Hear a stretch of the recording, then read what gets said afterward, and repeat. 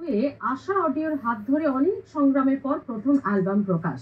এবং একটা সময় রূপমদা বলছেন, আমি কিন্তু শ্রোতা তৈরি করতে চাইনি, সমাজ পরিবর্তনের আন্দোলনকারী ফলোয়ার তৈরি করতে চেয়েছিলাম।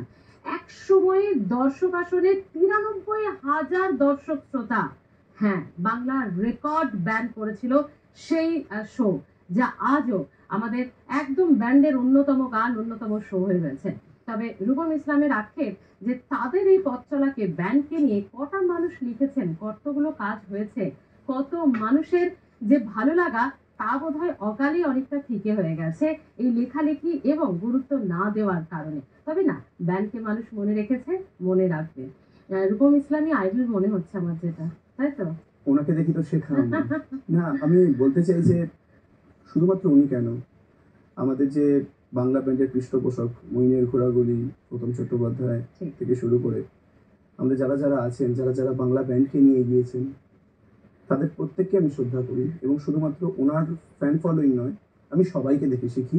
এবং আমি চেষ্টা করব যে ইন ফিউচারে যাতে ওদের পাশাপাশি আমারও নাম থাকে, আমি চেষ্টা করব। একদম নিশ্চয়ই। আচ্ছা, আমি একটু পরিচয় যাব, কারণ এত সুন্দর যোগ্য সঙ্গতে যারা রয়েছে, শুধুমাত্র তো তুহিনদা নয়, এরই সঙ্গে আরো ৪ জন কিন্তু অসাধারণ সঙ্গতে রয়েছে। আমি একদম আমার কর্নারের ডান দিক থেকে চলে যাব, কিবোর্ডে সুমিত রয়েছে, অসাধারণ কিন্তু সঙ্গত করছে তোমার সঙ্গে।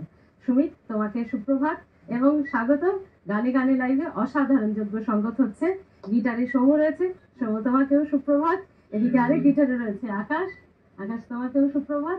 এবং আমাদের সঙ্গে রয়েছে নীলাঞ্জন, নীলাঞ্জন তোমাকেও সুপ্রভাত। অর্থাৎ একটা যোগ্য সঙ্গতে। তবে আগন্তুকের বোধহয় এটাই পুরো পরিবার নয়, না, আরো আছে, আরো লোকজন আছে। অ্যাকচুয়ালি আমাকে বলা হলো যে যেহেতু জায়গাটা অনেক কম, আমরা প্রথমে চেয়েছিলাম যে দাঁড়িয়ে করবো আর কি, দাঁড়িয়ে লাফালাফি ঝাপাঝাপি যেটা দিয়ে আমরা করি।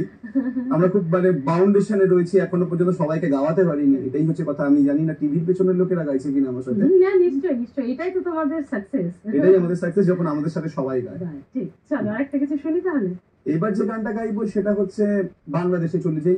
একদম বাংলাদেশের একজন প্রয়াত বিখ্যাত সিঙ্গার আয়ুব বাচ্চু স্যার, তিনি প্রয়াত হয়েছেন, কিন্তু তিনি যা আমাদেরকে দিয়ে গেছেন, যেমন ভাবে গৌতম চট্টোপাধ্যায় দিয়ে গেছেন, আমি প্রত্যেকজনকে ভালোবাসি, আমি প্রথম থেকেই বলেছি।